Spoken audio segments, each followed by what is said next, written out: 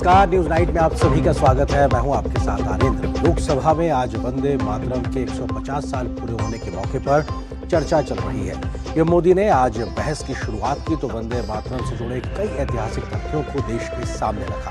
PM Modi ने कांग्रेस पर वंदे मातरम के साथ अन्याय करने का आरोप लगाया तो विपक्षी दलों ने भी सरकार को घेरने की कोशिश की। क्या रहा अभी तक इस बहस पर, इस मुद्दे पर संसद में खास करेंगे विस्तार से चर्चा। होगी बात संसद के अन्य विधायी कामकाज की भी।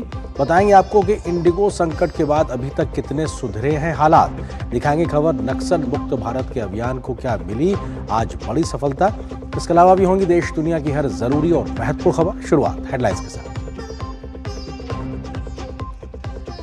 वंदे मातरम के 150 साल पर लोकसभा में हुई चर्चा। पीएम मोदी ने कहा ये राजनीतिक नारा नहीं, पवित्र संघर्ष का प्रतीक। कांग्रेस पर जमकर बरसे, कहा तुष्टीकरण के लिए उसने मुस्लिम लीग के सामने घुटने टेक कर वंदे मातरम और देश को तोड़ा।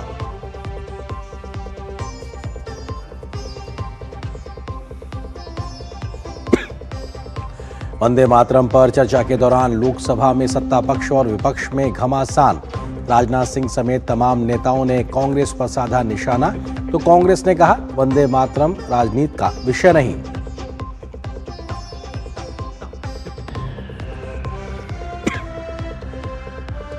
पान मसाला पर उपकर लगाने के प्रावधान वाले विधेयक को संसद की हरी झंडी। लोकसभा के बाद राज्यसभा ने पास किया स्वास्थ्य सुरक्षा से राष्ट्रीय सुरक्षा उपकर विधेयक 2025। वित्त मंत्री ने कहा जीएसटी व्यवस्था पर नहीं होगा कोई असर।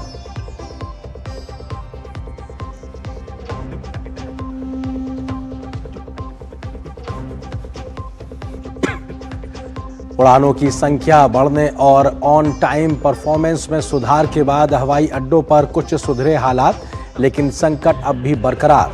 केंद्र सरकार ने कहा जांच जारी, ऐसा एक्शन लेंगे जो दूसरों के लिए नजीर बनेगा।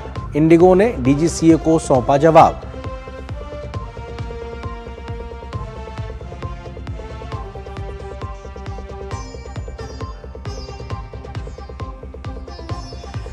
भारत ने अपने नागरिकों के लिए जारी किया परामर्श। चीन की यात्रा करते समय या वहां से गुजरते समय उचित सावधानी बरतने की दी सलाह। कहा उम्मीद करते हैं चीन भारतीय नागरिकों को चुनिंदा रूप से निशाना नहीं बनाएगा।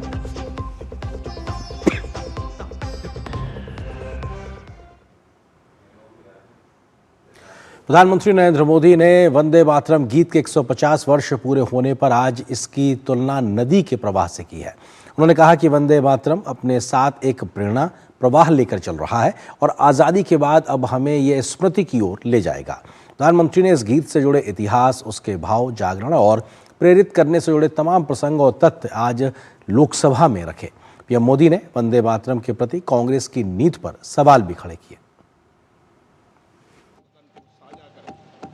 लोकसभा में राष्ट्रीय गीत वंदे मातरम की 150वीं वर्षगांठ पर चर्चा की शुरुआत करते हुए प्रधानमंत्री नरेंद्र मोदी ने कहा कि इसके मंत्र ने समूचे देश को शक्ति और प्रेरणा दी तथा स्वतंत्रता आंदोलन को ऊर्जावान बनाया। प्रधानमंत्री ने कहा कि आज वंदे मातरम का स्मरण इस सदन के सभी सदस्यों और देशवासियों के लिए सौभाग्य की बात है। पीएम मोदी ने कहा कि वंदे मातरम के 150 वर्ष उस महान अध्याय और गौरव को पुनः स्थापित करने का अवसर हैं। वंदे मातरम ने वर्ष 1947 में स्वतंत्रता प्राप्ति में महत्वपूर्ण भूमिका निभाई। प्रभु श्री राम ने भी लंका के वैभव को छोड़ते हुए कहा था जननी जन्मभूमिश्च स्वर्गादपि गरीयसी। वंदे मातरम यही महान सांस्कृतिक परंपरा का एक आधुनिक अवतार है।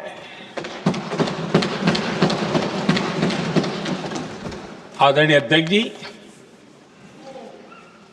बंकिम दा ने जब वंदे मातरम की रचना की तो स्वाभाविक ही वो स्वतंत्रता आंदोलन का स्वर बन गया। पूरब से पश्चिम, उत्तर से दक्षिण, वंदे मातरम हर भारतीय का संकल्प बन गया। प्रधानमंत्री मोदी ने कहा कि वंदे मातरम केवल राजनीतिक स्वतंत्रता का मंत्र नहीं है, बल्कि यह भारत को उपनिवेशवाद की बेड़ियों से मुक्त करने का एक साधन है। उन्होंने कहा कि वंदे मातरम ने हजारों वर्षों से भारत में गहराई से जड़े जमाए एक विचार को पुनर्जीवित किया है। भारत माता ज्ञान और समृद्धि की देवी भी है और दुश्मनों के सामने अस्त्र शस्त्र धारण करने वाली चंडी भी है। अध्यक्ष जी, ये शब्द, ये भाव, ये प्रेरणा गुलामी की हताशा में हम भारतीयों को हौसला देने वाले थे। इन वाक्यों ने तब करोड़ों देशवासियों को यह एहसास कराया कि लड़ाई किसी जमीन के टुकड़े के लिए नहीं है। ये लड़ाई सिर्फ सत्ता के सिंहासन को कब्जा करने के लिए नहीं है। ये गुलामी की बेड़ियों को मुक्त कर हजारों साल की महान जो परंपराएं थी, महान संस्कृति, जो गौरवपूर्ण इतिहास था, उसको फिर से पुनर्जन्म कराने का संकल्प इसमें था। प्रधानमंत्री ने कहा कि वंदे मातरम वर्ष 1857 में ब्रिटिश सरकार के अत्याचारों के विरुद्ध विद्रोह के समय लिखा गया था। उन्होंने कहा कि राष्ट्रगीत के माध्यम से बंकिम चंद्र चट्टोपाध्याय ने इस चुनौती का बड़ी ताकत और दृढ़ संकल्प के साथ जवाब दिया। 1905 में अंग्रेजों ने बंगाल का विभाजन किया, लेकिन जब अंग्रेजों ने 1905 में ये पाप किया तो वंदे मातरम चट्टान की तरह खड़ा रहा। बंगाल की एकता के लिए वंदे मातरम गली गली का नाद बन गया था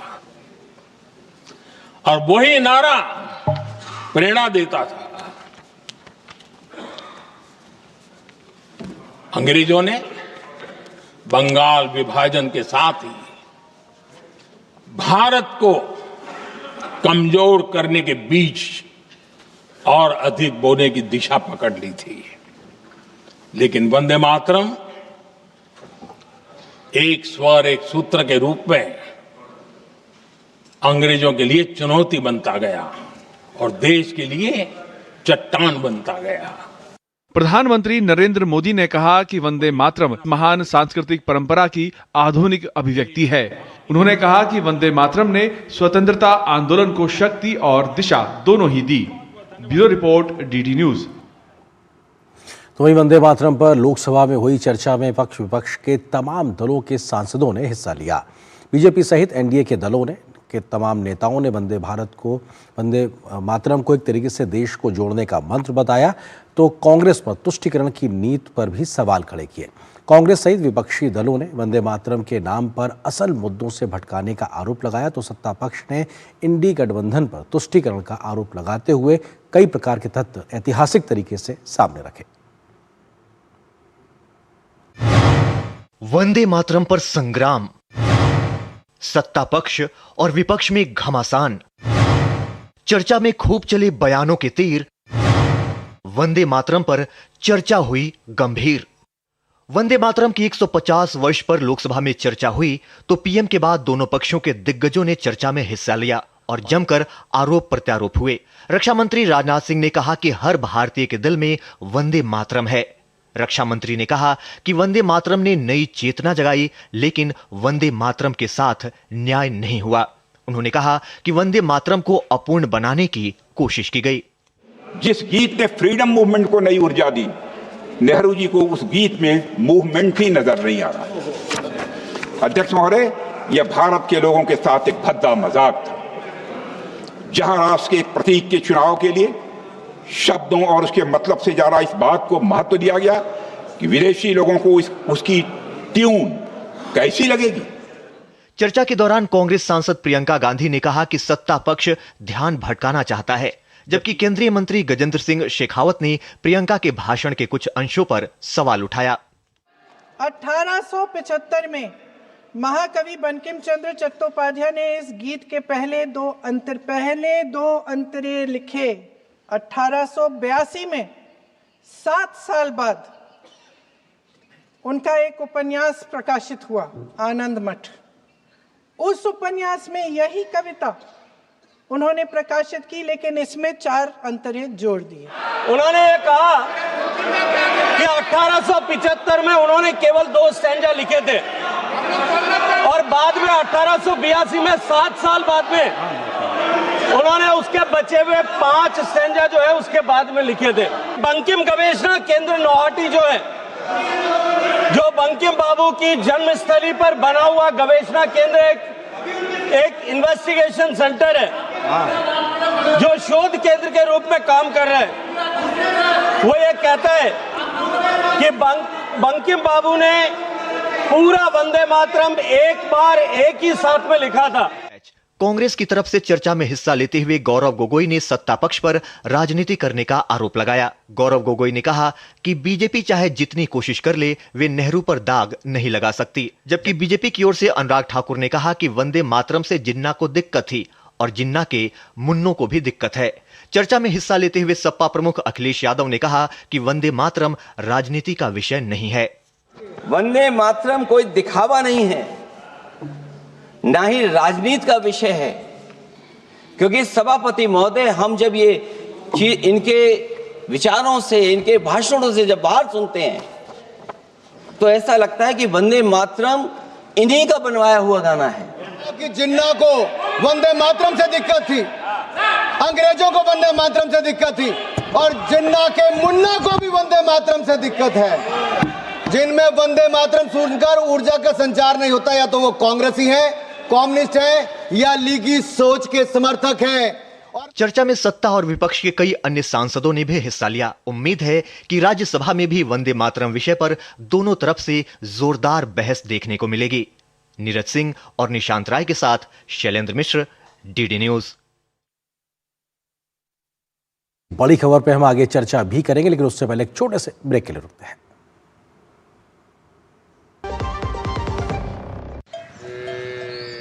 वाह, गाय तुम्हारी माता है ना? तो पशुहार के नाम पर जहर क्यों खिलाता है? अनसंड हटा, दिल से खिला, सिर्फ कपिला, देश का नंबर 1 पशु आहार। क्या खाएगा? Dairy noodles. ऑर्डर ले लो भाई।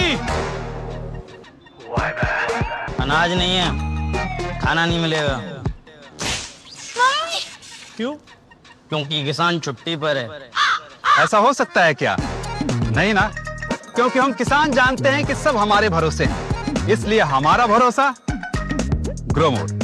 जिनके भरोसे दुनिया, उनका भरोसा ग्रोमोर। जब धरती चीर कर निकलता है लोहे का पत्थर और मिलता है मोंगिया के जोश से, फिर तपता है, पिघलता है और बनता है फौलाद। अब होता है सरिया सारी खूबियों के साथ। मोंगिया स्टील, मजबूत देश का मजबूत सरिया। ओ हरि भैया, अरे वाह, खेतों में कौन सी फसल लगाए हो? 12 महीने कमा कर दे ऐसी फसल। क्या? मैंने नया व्यवसाय शुरू किया है। उसके लिए पैसे?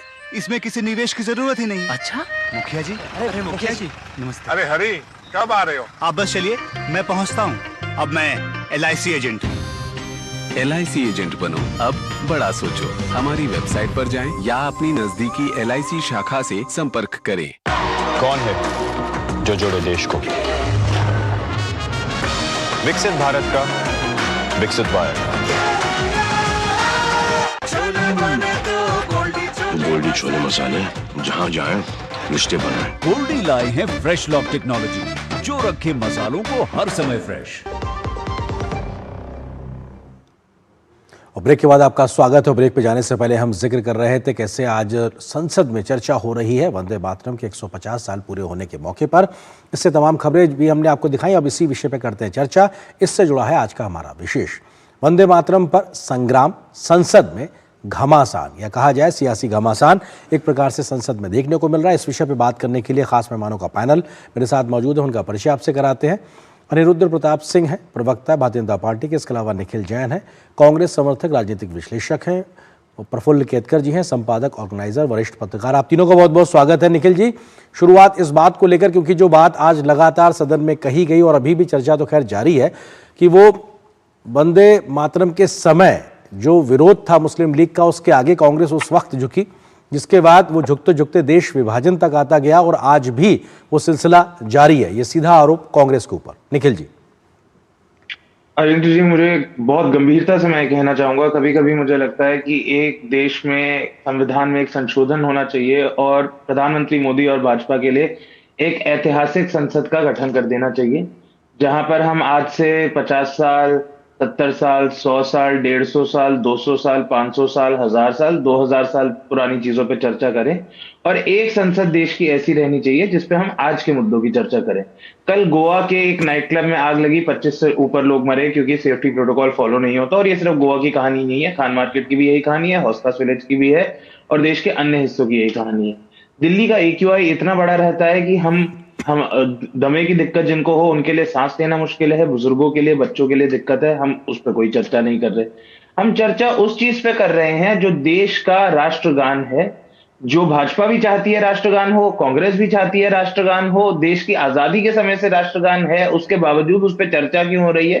क्योंकि प्रधानमंत्री को बहाने ढूंढने हैं विपक्ष पे टीका टिप्पणी करने के और ये बताने के कि कैसे आजादी में कांग्रेस पार्टी ने कुछ नहीं करा, जबकि वो खुद एक ऐसी विचारधारा से आते हैं जो अंग्रेजों का समर्थन करने के अलावा मतलब ये निखिल जी, आप जिन तमाम विषयों को कह रहे हैं जो जनता से जुड़े हुए हैं, इस पे 101% बात होनी चाहिए, बहस होनी चाहिए। लेकिन अगर हम किसी ऐसे ऐतिहासिक तथ्य के उपलक्ष्य में अगर एक प्रकार से उसका गुणगान करते हैं, वंदे मातरम की अगर बात करते हैं, तो क्या इसमें बुराई है? क्या ये नहीं होना चाहिए?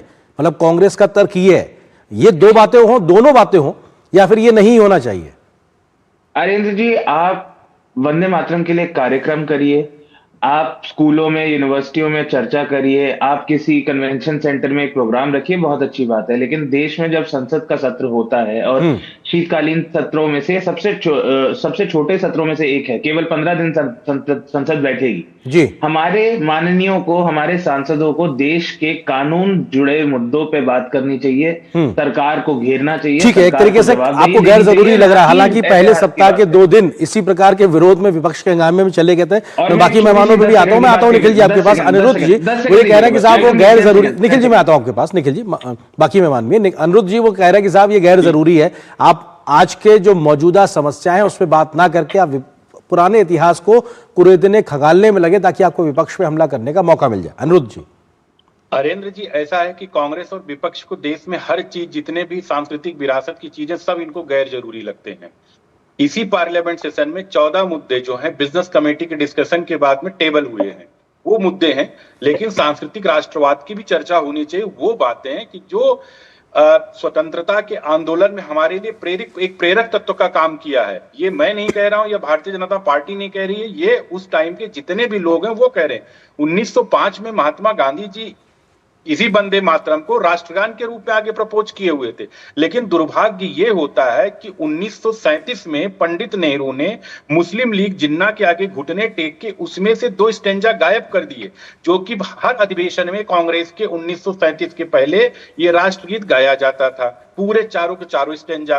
ठीक उसी तरीके से जिस तरीके से 1937 में वंदे मातरम के 2 टुकड़े किए, उसी तरीके से 1947 में भारत के 2 टुकड़े किए गए। और ये बंकिम बाबू के हृदय पर कोलकाता में बैठक बुला के किया गया। ये भी नहीं कहीं उधर बंगाल के अंदर बैठक बुलाई गई, कोलकाता में बैठक बुलाई गई, वहां पे किया गया। और रहेगी मुद्दों की बातें, भाई डेवलपमेंट की बातें, 14 मुद्दे हैं, दिए गए हैं। कल संसद के अंदर लोकसभा होगी, लेकिन कांग्रेस और अन्य विपक्षी दल ये चर्चा से भागने की कोशिश करते, क्यों क्रिएट करते। नहीं अनुज जी, वो ये कह रहे हैं कि साहब इससे भी बहुत जरूरी मसले हैं, आम लोगों की जिंदगी से जुड़े हुए, उस पर बात करिए जी। भाई क्यों नहीं जरूरी मसला है? राम मंदिर के लिए यही लोग कहते थे कि अस्तित्व नहीं है। आप ये सोचिए राम का अस्तित्व हमारे लिए कैसे है। महात्मा गांधी ने राम के परिकल्पना उनके पूरे जीवन में रही है। रामचरितमानस अगर पढ़ा जाए, अगर रामचरितमानस में क्या है, कर्तव्य दिखाया गया है और लोगों को क्या है एक दूसरे के प्रति त्याग दिखाया गया है। बेटा का पिता के प्रति, पिता का बेटे के प्रति, पति का पत्नी के, पत्नी के पति के, राजा के प्रजा के, प्रजा के राजा के प्रति। जी। आज अगर रोजगार के लोग बात करते हैं, अल्फला यूनिवर्सिटी के डॉक्टर्स को देखिए ना, पढ़े लिखे थे, इंटेलेक्चुअल थे, हाई पेड एम्प्लॉइज थे, लेकिन क्या कर रहे थे? बम विस्फोट कर रहे थे। तो जरूरी है सांस्कृतिक ठीक, मैं आ रहा हूं सर, आपके प्रफुल्ल जी, सवाल ये है कि विपक्ष ये कह रहा है, प्रफुल्ल जी सवाल ये विपक्ष कह रहा है कि मौजूदा सरकार पीछे मुड़कर देख रही है, आगे की समस्याओं के लिए वो ध्यान नहीं दे रही, वो गैर जरूरी बता रही इस प्रकार की बातों को और बहस के मुद्दे को। प्रफुल्ल जी। आर्येंद्र, मुझे लगता है हमको एक बात ध्यान रखनी चाहिए। स्वामी विवेकानंद जी ने जैसे कहा था कि the country that forgets its past do not have future. ये आज वंदे मातरम ये पास्ट का मुद्दा नहीं है। आज भी इस देश में कुछ लोग हैं जिनके साथ लोग बड़े ताकत के साथ खड़े रहते हैं सेक्युलरिज्म का झंडा लेकर और कहते हैं कि हम वंदे मातरम नहीं गाएंगे। वो वंदे मातरम भी जो कटा हुआ है। तो देखिए, आप उसकी ठीक से क्रम समझेंगे तो आपको ध्यान में आएगा। 1905 में वंदे मातरम ये देश का स्लोगन बना। 1896 से कांग्रेस के सेशन में गाया जाता था। 1909 में पहली बार मोहम्मद हुसैनी मुस्लिम लीग के ऑब्जेक्शन देते हैं कि this is anti Islamic, anti Muslim. 1923 में पहली बार कांग्रेस के अधिवेशन में मोहम्मद अली अधिवेशन में वंदे मातरम चलते हुए उठकर जाते हैं कि मैं इसमें नहीं बैठूंगा। वंदे मातरम खत्म होने के बाद आते हैं और तब से यह घटनाक्रम शुरू होता है। क्या ऐसा कारण है? इसका मुझे एक बार उत्तर दे। यदि विभाजन, यदि भारत में कट्टरता, यदि भारत में यह विभाजनवादी मानसिकता, यह आज भी समस्या नहीं है, भाषा के आधार पर, धर्म के आधार पर, जाति के आधार पर, यह यदि समस्या नहीं है तो मुझे कोई भी बता दे कि क्या कारण था कि 1905 से 1911 तक का आंदोलन हमने यशस्वी रीति से लड़ा, वंदे मातरम के नाम पर लड़ा, बंगाल का विभाजन वापस लेना पड़ा और बंगाल का विभाजन केवल वापस नहीं हुआ तो 1911 में कलकत्ता से राजधानी ब्रिटिशों को दिल्ली शिफ्ट करनी पड़ी।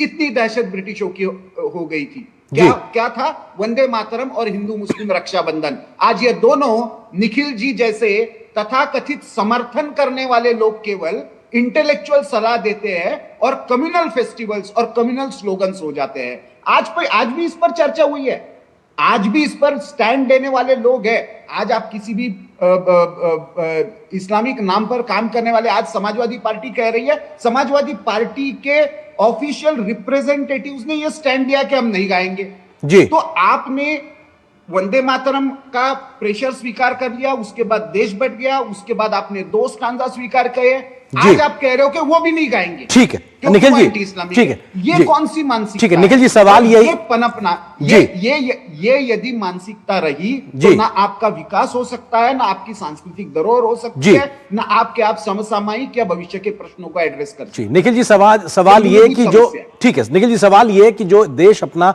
इतिहास भुला देगा उसका भविष्य क्या होगा, जिस बात का जिक्र प्रफुल्ल जी ने भी किया। दशकों से या कहा जाए आजादी के पहले से जो एक विभाजनकारी सोच की मानसिकता अगर घर कर चुकी है उस व्यवस्था में, अगर उस पर बात की जा रही है तो क्या यही परेशानी कांग्रेस की, इसलिए वो कह रहे कि साहब ये गैर जरूरी, इस पर बहस नहीं होनी चाहिए? निखिल। प्रफुल्ल जी, एक चीज माफ कीजिएगा आर्येंद्र जी, प्रफुल्ल जी की एक चीज से तो मेरी बिल्कुल सहमति है कि जो देश अपना पास्ट भुला देगा वो अपने प्रेजेंट और फ्यूचर को नहीं देख सकता। मैं बिल्कुल मानता हूं कि हमें अपने इतिहास को याद रखना चाहिए। तो चलिए इतिहास की ही बात करते हैं। 1857 में अंग्रेजों के खिलाफ पहली लड़ाई लड़ी गई, जिसे हम स्वतंत्रता का पहला आंदोलन कहते हैं। 1857 में रानी झांसी, टीपू सुल्तान और कई सारे राजघराने और कई सारे स्वतंत्रता सेनानी आगे आए, अंग्रेजों से लड़े। उस समय एक कोई घराना था ग्वालियर का, उन्होंने समर्थन करा अंग्रेजों का। आज उसी घराने के जो वारिस हैं वो मंत्री हैं शायद से भारत सरकार में। उसके बाद 1875 में बंकिम चंद्र चटर्जी ने, बंकिम बाबू ने ये बहुत ही बढ़िया गीत लिखा जिसे वंदे मातरम कहा गया, और ये गीत आजादी की लड़ाई के लिए नहीं लिखा गया था, भाजपा के मित्रों को शायद नहीं पता हो, लेकिन 1896, और गीत नहीं कविता के रूप में लिखा गया। 1885 में कांग्रेस पार्टी का गठन हुआ। 1896 में पहली बारी कांग्रेस पार्टी के सत्र में रविंद्रनाथ ठाकुर ने ये गाना गाया।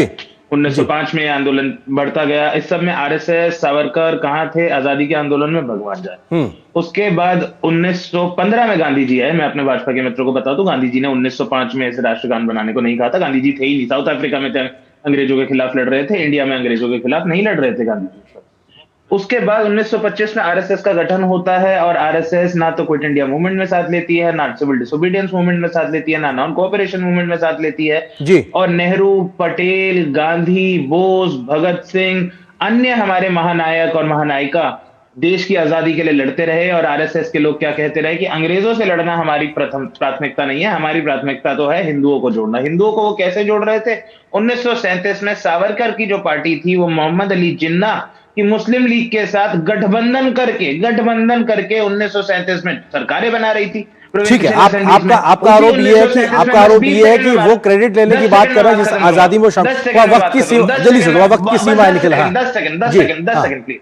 और उसी 1937 में कांग्रेस ने अपने सत्र में रविंद्रनाथ ठाकुर ने, सुभाष चंद्र बोस ने, सरदार पटेल ने, जवाहरलाल नेहरू ने, मौलाना अबुल कलाम आजाद ने, इन सारे नायकों ने मिलके वंदे मातरम कविता के 2 स्टैंजा को राष्ट्रगान माना। उससे पहले राष्ट्रगान ये था ही नहीं। ठीक है अनिरुद्ध जी, थोड़ा समय कीजिए। अनिरुद्ध जी वही कह रहे हैं कि साहब आपका योगदान नहीं है और आप इसका क्रेडिट लेने के लिए इस तमाम कदमों को उठा रहे हैं। ठीक, मैं आता हूँ, एक सेकंड, जल्दी से अनिरुद्ध जी। हाँ, लीड हो गए राहुल गांधी यूनिवर्सिटी में, शायद लगता है इनको दिक्कत हो गई है। पहली चीज है कि वंदे मातरम जब लिखा बंकिम बाबू ने, तो शायद प्रफुल्ल जी बहुत अच्छा बता पाएंगे इसमें कि जब गॉड सेव किंग जो ये सॉन्ग था ये घर घर पहुंचाया जाने लगा ब्रिटिशर्स के द्वारा, तो उनके विरोध में ये लिखा गया कि उन्होंने साहस दिखाया।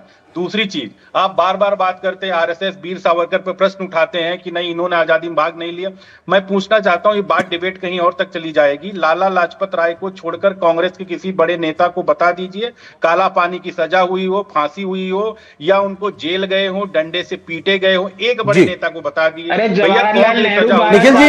निखिल जी आपको किसी ने डिस्टर्ब नहीं किया। निखिल जी आपको किसी ने डिस्टर्ब नहीं किया, प्लीज।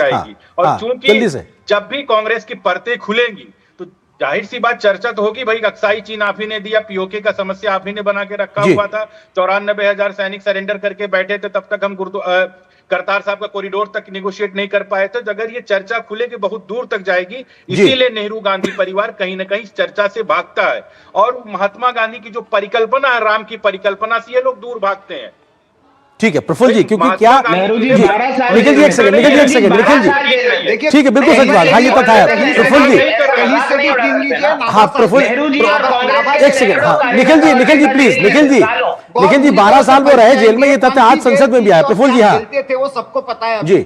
प्लीज अभी ये गलत सलाह मत दीजिए आप। प्रफुल्ल जी कौन सी जेल में रहते थे और क्या खेलते थे और कौन सी सुविधाएं अब आप स्वतंत्रता सेनानियों पे प्रफुल्ल जी सवाल ये निखिल जी प्लीज, निखिल जी एक सेकंड पर चर्चा होनी ठीक है मुद्दे पे आते हैं। इस्लाम विरोधी है क्या वंदे मातरम कटने से भारत के विभाजन की नींव रखी गई? मूल प्रश्न ये है, प्रफुल्ल जी चर्चा होनी चाहिए। प्रफुल्ल जी सवाल ये आता है कि क्या ये क्रेडिट लेने की होड़ की वजह से बहस कराने का मसला एक तरीके से खड़ा हो रहा, जो ये बात कही जा रही है, क्या एक योगदान नहीं रहा उन तमाम लोगों का जिसके बारे में कांग्रेस या विपक्षी दल सवाल खड़े कर रहे हैं? प्रफुल्ल जी देखिए ये दिक्कत यही हो जाती है कि हम राजनीतिक चर्चा जिस दिशा में ले जाते हैं, निखिल जी ने शुरुआत ही इसी से की कि वंदे मातरम तो इसके लिए लिखा ही नहीं गया था। अरे 1664 में पहली बार हिंदू मेलों की शुरुआत होती है, उसके बाद गॉड सेव वाला राष्ट्रगान इंपोज होता है, उसके विरोध में आंदोलन चलता है, वो अपने आप नहीं आता है। हम प्राचीन काल से भारत एक राष्ट्र के रूप में पृथ्वी को और भारत को माता मानता रहा है। वंदे मातरम उसी का आविष्कार था। ब्रिटिश जो समझा रहे थे हमको कि हमारे आने से पहले तो आप राष्ट्र थे ही नहीं, जैसे ये मानते हैं ना कांग्रेस पैदा होने से पहले तो स्वाधीनता की लड़ाई नहीं है। अरे छत्रपति शिवाजी महाराज क्या कर रहे थे, गुरु गोविंद सिंह क्या कर रहे थे, रानी अब्बक्का क्या कर रही थी, बेलू नचियार क्या कर रही थी, जब नहीं लड़ रहे थे पोर्तुगीजों से लड़ाई, स्वतंत्रता की लड़ाई नहीं थी, ब्रिटिशों से लड़ाई। आपको समझ में नहीं आ रहा है क्योंकि आपको लगता है 1664 में शुरू हुई। क्या भ्रमित बातें कर रहे हैं यार। 1664 में अंग्रेज नहीं थे, अंग्रेजों का 1801 में वेलू नाचियार का नाम पता है, वेलू नाचियार का नाम पता है, रानी अब्बक्का का नाम पता है। 1664 में अंग्रेजों का शासन था या नहीं था? 1664 में अंग्रेजों का शासन था या नहीं था? मैंने खुद बोला 1857 में रानी झांसी ने स्वतंत्रता का पहला आंदोलन करा। झांसी की बात नहीं कर रहा हूं मैं, 1857 से पहले 1885 में कांग्रेस पार्टी का गठन हुआ। फिर आप आगे कहते हैं कि मेरी नजर में कांग्रेस से पहले तो कोई राष्ट्र नहीं था।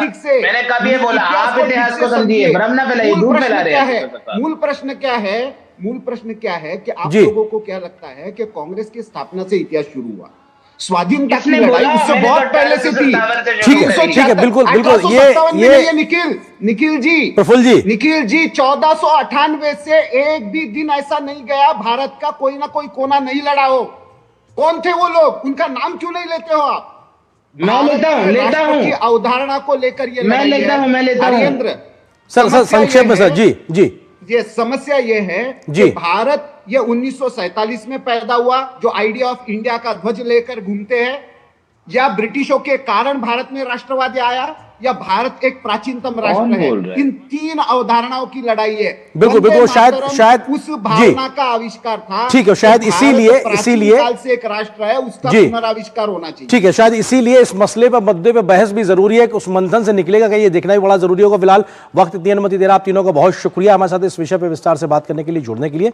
और यहां पर एक छोटे से ब्रेक के लिए रुकेंगे। ब्रेक के उस पार जब वापस आएंगे तो खबर दिखाएंगे कि संसद में, खासतौर से राज्यसभा में आज क्या हुआ कामकाज। इस खबर पर विस्तार से नजर छोटे से ब्रेक के बाद।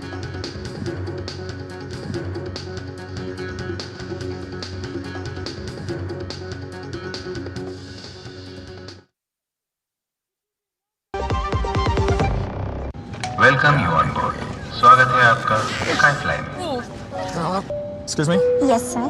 Get me one veg sandwich, orange juice and some cashews. Sorry, sir.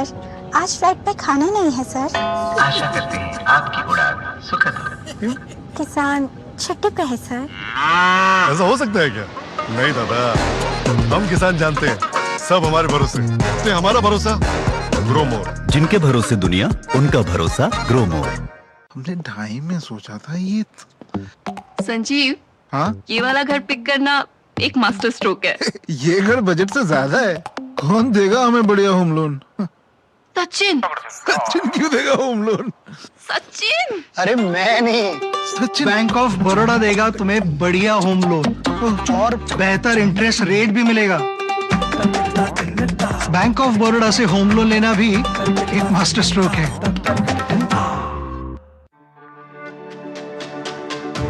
मेरी पसंद, मेरी पसंद, मेरी पसंद, मेरी पसंद,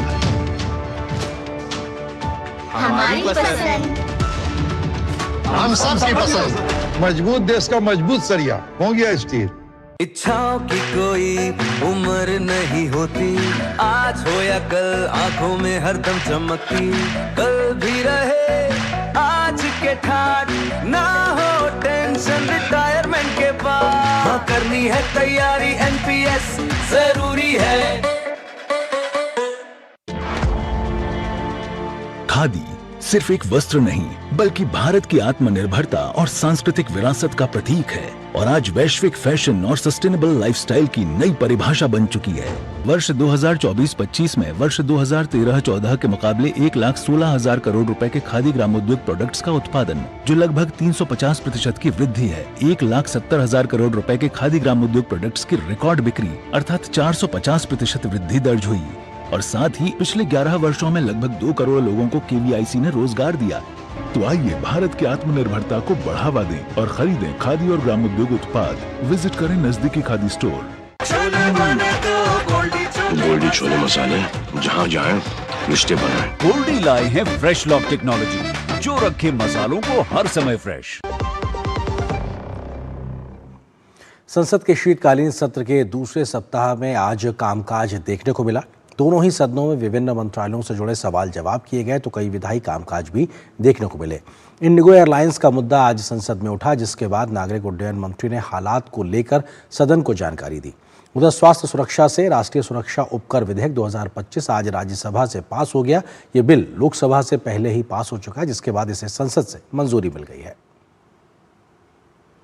संसद के शीतकालीन सत्र में दूसरे हफ्ते के पहले दिन जमकर कामकाज हुआ। सुबह दोनों ही सदनों में प्रश्नकाल में कई अहम सवालों के उत्तर दिए गए। राज्यसभा में एक पूरक सवाल के उत्तर में इंडिगो एयरलाइन संकट पर सरकार ने जानकारी दी। नागर विमानन मंत्री राम मोहन नायडू ने बताया कि उड़ानों में आई भारी बाधा का कारण एयरलाइन की क्रू रोस्टरिंग और आंतरिक प्लानिंग सिस्टम की विफलता थी। उन्होंने संकट के बाद उठाए गए कदमों का भी जिक्र किया। जो इंडिगो का क्राइसिस अभी देखने को मिला वो एएमएसएस से रिलेटेड नहीं है। इंडिगो के इंटरनल ऑपरेशंस में उनके जो क्रू रोस्टरिंग सिस्टम है, उनका जो अपना इंटरनल प्लानिंग है, उसमें गड़बड़ी के कारण ये सब हुआ है। एक अन्य अहम सवाल के उत्तर में शहरी विकास मंत्री मनोहर लाल ने 2014 से पहले ग्रामीण क्षेत्रों में इंदिरा आवास योजना में गड़बड़ियों को लेकर तथ्यों की जानकारी सदन के सामने रखी। जेएनएन यूआरएम और इंदिरा आवास योजना ये पिछली सरकार 2014 से पहले 11, 12, 10 में जो बनाए गए, इतना करोड़ों रुपए का नुकसान हुआ है, उसकी जिम्मेदारी को लेगा क्या? उसकी जिम्मेदारी लेनी चाहिए। उधर लोकसभा में श्रम और रोजगार मंत्री मनसुख मंडाविया ने बताया कि असम के चाय वर्कर्स की सुविधा के लिए कई व्यवस्थाएं की गई हैं। केंद्रीय मंत्री ने बताया कि 12 लाख में सबसे ज्यादा महिला वर्कर हैं और ये भागीदारी और भी बढ़े, इसकी हर संभव कोशिश की जा रही है। जब ईएसआईसी का लाभ देते हैं तब कोई लिमिट नहीं होती है। 1 रुपये से 1 करोड़ रुपया से भी अधिक कितना भी खर्च हो तो उसकी स्वास्थ्य की भी चिंता की जाएगी। आपने ये भी चिंता व्यक्त करी है कि महिलाओं की संख्या ज्यादा है। बात सही है, प्लांटेशन वर्कर्स में आज 12 लाख से अधिक प्लांटेशन वर्कर्स काम कर रहे हैं। दोपहर बाद राज्यसभा में विधायी कामकाज को लेकर प्रगति हुई। स्वास्थ्य सुरक्षा से राष्ट्रीय सुरक्षा उपकर विधेयक 2025 पर चर्चा की गई। विधेयक का उद्देश्य पान मसाला और केंद्र सरकार के द्वारा अधिसूचित किसी भी अन्य वस्तु के उत्पादन पर उपकर लगाकर स्वास्थ्य और राष्ट्रीय सुरक्षा के लिए धन जुटाना है। उपकर से प्राप्त राशि का उपयोग सार्वजनिक स्वास्थ्य और राष्ट्रीय सुरक्षा पर व्यय किया जाएगा। The purpose of this bill, sir, is to create a detailed, predictable, dedicated resource stream for 2 domains of national importance.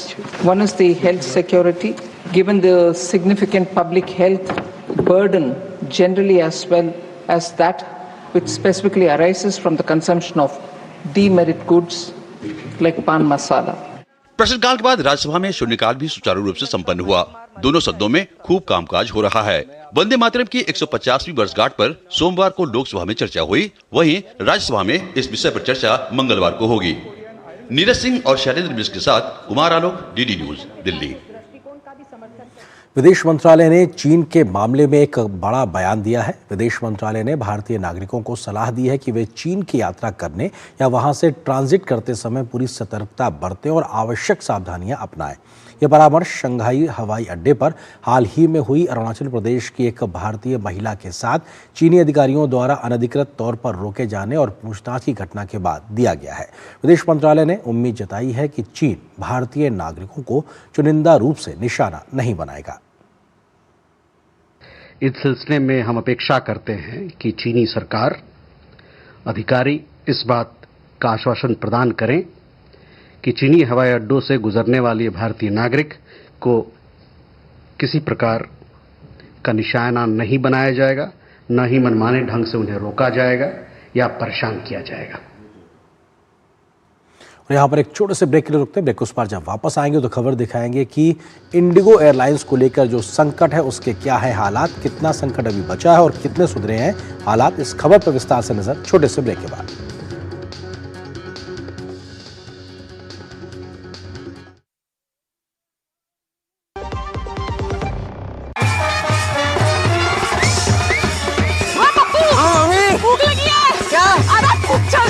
ओए लड़के वाले आ गए। खाली खाली खड़े हाथ क्या जोड़ रहा है? खाना कहाँ है? अनाज तो नहीं मिला। क्यों? क्योंकि किसान छुट्टी पर हैं। ऐसा हो सकता है क्या? नहीं ना, क्योंकि हम किसान जानते हैं सब हमारे भरोसे हैं, इसलिए हमारा भरोसा ग्रो मोर। जिनके भरोसे दुनिया, उनका भरोसा ग्रो मोर। मेरी पसंद, मेरी पसंद, मेरी पसंद, मेरी पसंद, हमारी पसंद, हम सबकी पसंद। मजबूत देश का मजबूत सरिया हो गया स्टील। तेरा ये बिजनेस एक मास्टर स्ट्रोक है यार, है ना? पर मुझे लोन कौन देगा यार? ओह गॉड, सचिन क्यों देगा मुझे लोन? अरे मैं नहीं, बैंक ऑफ बड़ौदा देगा तुम्हें एमएसएमई बॉब डिजी उद्यम के साथ 100% digital process, approval in minutes. Bank of Baroda से एमएसएमई लोन लेना भी फास्ट स्ट्रोक है। खादी सिर्फ एक वस्त्र नहीं बल्कि भारत की आत्मनिर्भरता और सांस्कृतिक विरासत का प्रतीक है और आज वैश्विक फैशन और सस्टेनेबल लाइफस्टाइल की नई परिभाषा बन चुकी है। वर्ष 2024-25 में वर्ष 2013-14 के मुकाबले 1,16,000 करोड़ रुपए के खादी ग्रामोद्योग प्रोडक्ट्स का उत्पादन, जो लगभग 350% की वृद्धि है। 1,70,000 करोड़ रुपए के खादी ग्रामोद्योग प्रोडक्ट्स की रिकॉर्ड बिक्री अर्थात 450% वृद्धि दर्ज हुई और साथ ही पिछले 11 वर्षों में लगभग 2 करोड़ लोगों को केवीआईसी ने रोजगार दिया। तो आइए भारत की आत्मनिर्भरता को बढ़ावा दें और खरीदें खादी और ग्रामोद्योग उत्पाद। विजिट करें नजदीकी खादी स्टोर। गोल्डी छोले मसाले, जहाँ जाए रिश्ते बनाए। गोल्डी लाए हैं फ्रेश लॉक टेक्नोलॉजी, जो रखे मसालों को हर समय fresh. Welcome you on board. स्वागत है आपका स्काई फ्लाई में। Excuse me? Yes, sir. Get me one veg sandwich, orange juice and some cashews. Sorry, sir. आज फ्लाइट पे खाना नहीं है, सर। आशा करते हैं आपकी उड़ान सुखद हो। किसान छुट्टी पे है, सर। ऐसा हो सकता है क्या? नहीं दादा, हम किसान जानते हैं सब हमारे भरोसे, इसलिए हमारा भरोसा ग्रो मोर। जिनके भरोसे दुनिया, उनका भरोसा ग्रो मोर। और खबरों में आगे बढ़ने से पहले आपको बताते हैं कि बुलेटिन में अभी तक किन बड़ी खबरों पर हमने डाली है नजर। संसद में कांग्रेस पर प्रधानमंत्री का निशाना, वंदे मातरम पर चर्चा हो रही थी, उस पर उन्होंने निशाना साधा। तो वहीं वंदे मातरम पर चर्चा के दौरान जो घमासान सियासत देखने को मिली है, उससे भी हमने वाकिफ कराया और चर्चा भी करी है।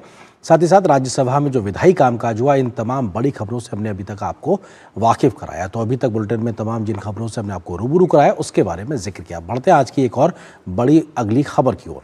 इंडिगो एयरलाइंस के कैंसिल होने का सिलसिला आज भी जारी रहा, जिसके चलते यात्रियों की परेशानियों को सामना करना पड़ रहा है। हालांकि हर गुजरते दिन के साथ हालात में थोड़ा थोड़ा लगातार सुधार देखने को मिल रहा है, लेकिन स्थिति अभी पूरी तरह से सामान्य होने में वक्त लग सकता है। इस बीच सरकार ने कहा है कि यात्रियों की दिक्कतों को कम करने के लिए हर संभव कदम उठाए जा रहे हैं। तो इंडिगो ने भी यात्रियों को 800 करोड़ से ज़्यादा के पैसे रिफंड कर दिए हैं और उनके सामान को भी तेज़ी से वापसी किया जा रहा है। तेजी से सुधरते परिचालन के चलते स्थिति के जल्द सामान्य होने की भी उम्मीद बन रही है। तो वहीं इंडिगो के सीईओ पीटर एल्वर्स और सीओओ एसिड्रे पोरक्केरस ने डीजीसीए के कारण बताओ नोटिस का जवाब दाखिल कर दिया है। देश की सबसे बड़ी एयरलाइंस इंडिगो की बाधित उड़ान सेवाएं सोमवार को भी पटरी पर नहीं लौट सकी। हालांकि हालात में थोड़ा सुधार जरूर हुआ। इंडिगो ने सोमवार को एक बयान जारी कर यात्रियों को हुई असुविधा के लिए खेद व्यक्त किया है। वहीं आश्वासन भी दिया है कि प्रभावित ग्राहकों की मदद करने और जल्द से जल्द सामान्य ऑपरेशन बहाल करने के लिए लगातार काम किया जा रहा है। इंडिगो ने अपने बयान में कहा कि 3 दिसंबर से 15 दिसंबर 2025 के बीच रद्द हुई उड़ानों का रिफंड प्रोसेस किया गया है। साथ ही उड़ानों में आई रुकावट की वजह से अगर यात्रियों की योजनाएं बदली हैं तो उन्हें 15 दिसंबर 2025 तक यात्रा के लिए सभी बुकिंग पर बदलाव और कैंसिलेशन रिक्वेस्ट पर पूरी छूट दी जा रही है। इंडिगो का कहना है कि उसके पूरे नेटवर्क में काफी और लगातार सुधार दर्ज किया गया है। सोमवार को 1800 से ज्यादा उड़ानें संचालित की गई हैं। ऑन टाइम परफॉर्मेंस में भी पूरे नेटवर्क में 91% तक सुधार हुआ है। इस बीच राज्यसभा में केंद्रीय नागर विमानन मंत्री किंजरापू राममोहन नायडू ने पूछे गए एक सवाल के जवाब में कहा कि इंडिगो का संकट उसके क्रू रोस्टरिंग और इंटरनल प्लानिंग सिस्टम में समस्याओं के कारण हुआ। इससे यात्रियों को काफी दिक्कतें हुई। हम इसे हल्के में नहीं लेंगे, जांच जारी है। हम ऐसा एक्शन लेंगे जो दूसरों के लिए मिसाल बने। इंडिगो के इंटरनल ऑपरेशंस में उनके जो क्रू रोस्टरिंग सिस्टम है, उनका जो अपना इंटरनल प्लानिंग है, उसमें गड़बड़ी के कारण ये सब हुआ है। Multiple stake holder consultations regarding the FTL where we have been very strict saying that there has to be no compromise on safety. Safety is the topmost priority. नागर विमानन मंत्रालय के मुताबिक इंडिगो यात्रियों के 4500 बैग लौटा चुकी है, जबकि अगले 36 घंटों में बाकी 4500 बैग भी यात्रियों को सौंपने का लक्ष्य है। मंत्रालय के मुताबिक 1 से 7 दिसंबर 2025 के बीच 5,86,705 टिकट रद्द हुए और उनका पैसा वापस किया गया है। 21 नवंबर से 7 दिसंबर के बीच 9,55,591 टिकट रद्द हुए और इसके कुल 827 करोड़ रुपए रिफंड किया गया है। उधर दिल्ली एयरपोर्ट ने यात्रियों के लिए एडवाइजरी जारी की है। इसमें कहा गया है कि इंडिगो की फ्लाइट्स में देरी जारी रह सकती है। यात्रियों को सलाह दी गई है कि किसी भी परेशानी से बचने के लिए एयरपोर्ट जाने से पहले अपनी एयरलाइन से फ्लाइट का लेटेस्ट स्टेटस चेक कर लें। तमाम सुविधाओं के बाद भी यात्री परेशान हैं। प्रॉब्लम आ रही है क्योंकि अपडेशन नहीं है, लगेज गया हुआ है, तो ये तो चैलेंज हो ही जाता है हम लोगों के लिए। फ्लाइट 4 तारीख को थी, लेकिन वो भी बार बार कभी 50 मिनट लेट है, कभी 10 मिनट लेट है, कभी 15 मैसेज आ रहे थे। इस बीच इंडिगो की उड़ानें बड़े पैमाने पर रद्द होने के मामले में सुप्रीम कोर्ट ने दाखिल याचिका को जल्द सुनने से इनकार कर दिया है। चीफ जस्टिस सूर्यकांत ने कहा कि सरकार इस मामले को देख रही है। भारत सरकार ने पहले ही इस मामले का संज्ञान लिया है। समय पर कार्रवाई की गई है। तापस भट्टाचार्य के साथ ब्यूरो रिपोर्ट, डीडी न्यूज। और यहाँ पर एक और छोटे से ब्रेक के लिए रुकते हैं। ब्रेक के उस पार जब वापस आएंगे तो खबर दिखाएंगे कि नक्सलियों का आखिर कहां पे आज हुआ है समर्पण। क्या है खबर, विस्तार से नजर छोटे से ब्रेक के बाद।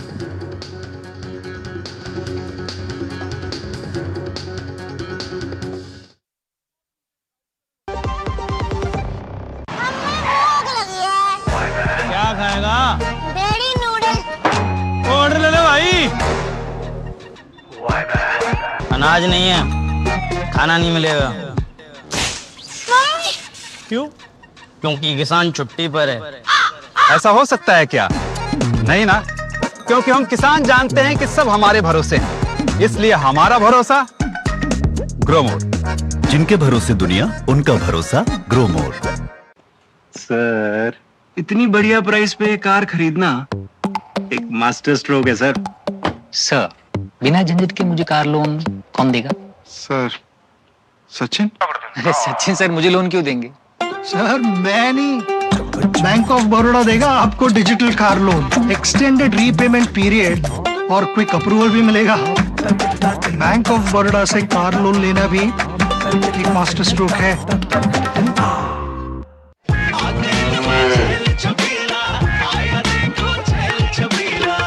एक कपिला, अरे भाई सब एक ही जैसा होता है। ये लो साधारण पशु आहार।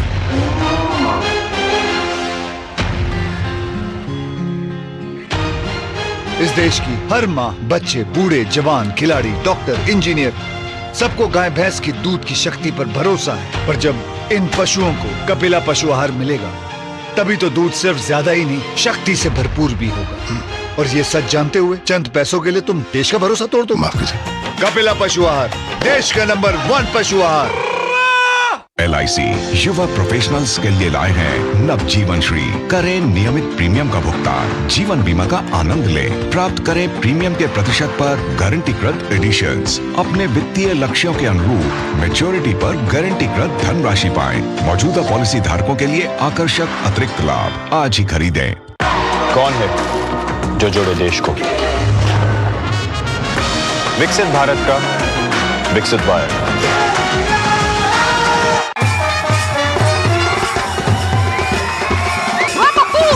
भूख लगी है क्या? अरे चल ना तू। ओए लड़के वाले आ गए। खाली खाली खाना कहाँ? अनाज तो नहीं मिला।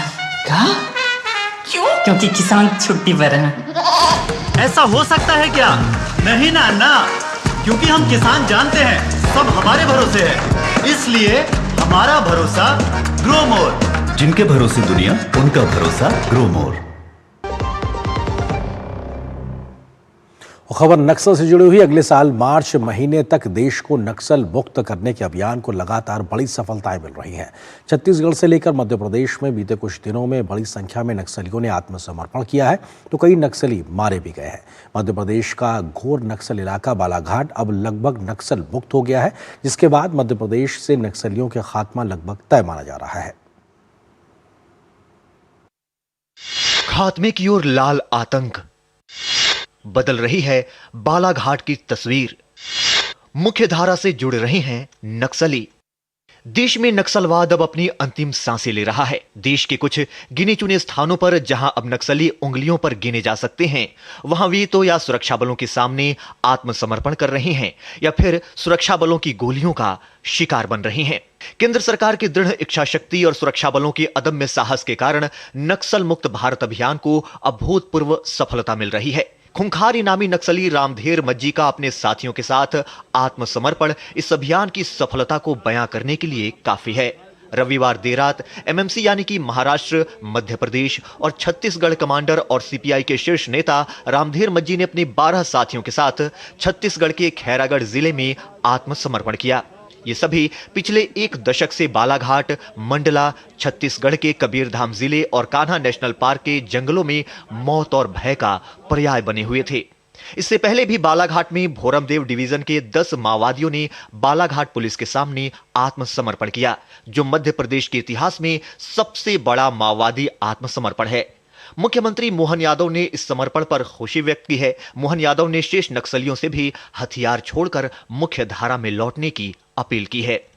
2026 जनवरी तक हर हालत में या तो नक्सलवादी सरेंडर करे या उनको हम मैदान से समाप्त करेंगे। आंकड़े बताते हैं कि वर्ष 2014 से 2024 के बीच नक्सल से जुड़ी हिंसक घटनाओं में 53% की कमी आई है। इस दौरान नक्सलियों से मुठभेड़ में मरने वाले सुरक्षा कर्मियों की संख्या में 73% की कमी आई और यहां पर एक और छोटे से ब्रेक के लिए रुकते हैं। और ब्रेक नहीं, फिलहाल हम अगली खबर की ओर आगे बढ़ते हैं और बात करते हैं कि किस प्रकार से तमाम अवैध जो घुसपैठ है और अवैध निर्माण है उस पर काम तेजी से चल रहा है। देश में अवैध घुसपैठियों के खिलाफ तमाम राज्यों में तेजी से अभियान जारी है। उत्तर प्रदेश में योगी सरकार के निर्देश के बाद विभिन्न शहरों में सर्च ऑपरेशन जारी है, जिसमें बांग्लादेशियों की पहचान की जा सके। तो उधर गुजरात से लेकर उत्तराखंड में अवैध अतिक्रमण पर ध्वस्तीकरण किया जा रहा है। अवैध घुसपैठियों से लेकर अवैध अतिक्रमण पर हो रही कार्रवाई से स्थानीय निवासी खुश हैं, तो इन मुद्दों पर राजनीतिक बयानबाजी भी देखने को मिल रही है। बांग्लादेशी घुसपैठियों पर प्रहार, देश भर में एक्शन धुआंधार। लखनऊ में घुसपैठियों के खिलाफ एक्शन। देश के तमाम राज्यों में बांग्लादेशी घुसपैठियों के साथ ही अवैध अतिक्रमण के खिलाफ जोरदार कदम उठाए जा रहे हैं। यूपी के तमाम जिलों में अवैध घुसपैठियों को डिटेंशन सेंटर में भेजा जा रहा है, तो गुजरात से लेकर उत्तराखंड तक सरकारी और सार्वजनिक जमीनों पर कब्जा करने वालों पर लगातार कार्रवाई चल रही है। मुख्यमंत्री योगी आदित्यनाथ के निर्देश के बाद यूपी के तमाम शहरों में बांग्लादेशी और रोहिंग्याओं के खिलाफ लगातार कार्रवाई हो रही है। महापौर सुषमा खरकवाल के नेतृत्व में नगर निगम लगातार कदम उठा रहा है। लखनऊ के तमाम इलाकों में ऐसी बस्तियां हैं जहां कार्रवाई हो रही है। इन इलाकों में लोगों से जानकारी ली जा रही है कि यहाँ कितने रोहिंग्या और बांग्लादेशी लोग रहते हैं। अधिकारियों को उन्होंने उनके कागजात की जांच करने के निर्देश भी दिए हैं।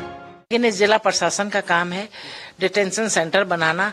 मेरा तो काम है कि आप जहाँ जहाँ झुग्गी झोपड़ी लेके बैठे हैं सबकी जांच करवा रही हूँ। वहीं स्थानीय लोगों को भी इससे काफी समस्याएं हो रही हैं। इनके कारण इन क्षेत्रों में अपराध भी बढ़े हैं। लोग सरकार के इस कदम से खुश हैं। दिक्कत ये है कि जैसे इन्होंने सिविल लाइन में कनेक्शन जोड़ लिए, तोड़ के अपना कॉलोनी के अंदर अपना इनका जमावड़ा लगा रहता, अपने बच्चे दिन भर अपना घर के बाहर लगे पड़े हैं। कुछ भी मतलब असुरक्षा की भावना तो रहती है। मुख्यमंत्री योगी आदित्यनाथ के निर्देश के बाद नगर निगम लखनऊ की महापौर ने भी इन स्थानों का दौरा किया। कैमरा पर्सन से कहेंगे कि दिखाएं। इस तरह की झोपड़पट्टियां आजकल निशाने पर हैं, क्योंकि रोहिंग्या और बांग्लादेशी जो सफाई कर्मी हैं वो लगभग ऐसी ही झोपड़पट्टियों में रह रहे हैं। तो वहां जाकर के उनके अधिकारी कागजात देख रहे हैं। कहा यह जा रहा है कि 160 एम्प्लॉई अब तक काम छोड़ चुके हैं जिनके पास कागज नहीं थे।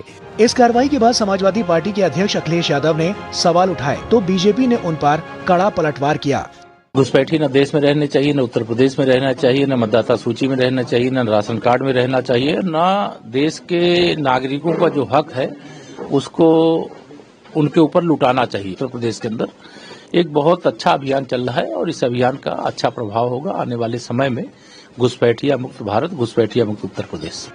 अवैध विदेशी नागरिकों के खिलाफ दिल्ली पुलिस ने भी बड़ी कार्रवाई की है। पूरे नवंबर के महीने में ऑपरेशन क्लीन स्वीप चला, जिसके तहत 130 विदेशी नागरिक हिरासत में लिए गए। ये सभी विदेशी नागरिक अवैध तरीके से रह रहे थे। 8 देशों के 130 नागरिकों की डिपोर्टेशन प्रक्रिया जारी है। उधर उत्तराखंड में अवैध अतिक्रमण के खिलाफ सरकार का सख्त एक्शन जारी है। सरकारी और सार्वजनिक जमीनों पर कब्जा करने वालों पर लगातार कार्रवाई चल रही है। राज्य के विभिन्न जिलों में स्थानीय प्रशासन, नगर निगम, राजस्व और पुलिस विभाग की संयुक्त टीमों ने सड़कों, फुटपाथों, बाजारों, धार्मिक स्थलों और वन भूमि पर किए गए अवैध निर्माणों को हटाया है। देहरादून में राजपुर रोड, पटेल नगर और रायपुर क्षेत्र में फुटपाथ खाली कराए गए। हरिद्वार में गंगा घाटों और मुख्य बाजारों से अतिक्रमण हटाया गया, जबकि ऋषिकेश में चंद्रभागा पुल के नीचे चल रहे अवैध बस्तियों पर कार्रवाई की गई।